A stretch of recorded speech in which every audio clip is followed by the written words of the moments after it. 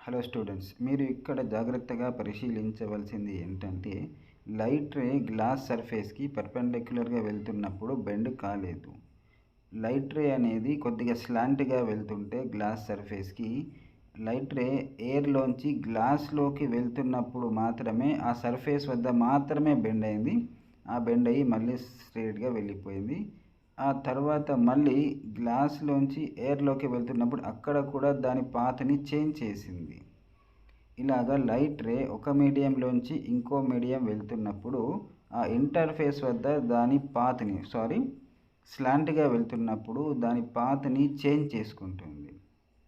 ఈ path direction వచ్చేసి Snell's law ప్రకారము లీస్ట్ టైం పాత్, అంటే తక్కువ సమయంలో కవర్ చేసే పాత్ని చూస్ చేసుకొని వెళ్తుంది. ఇలా లైట్ రే అనేది మీడియం చేంజ్ అవుతున్నప్పుడు బెండ్ అవ్వడాన్ని రిఫ్రాక్షన్ అని అంటాము.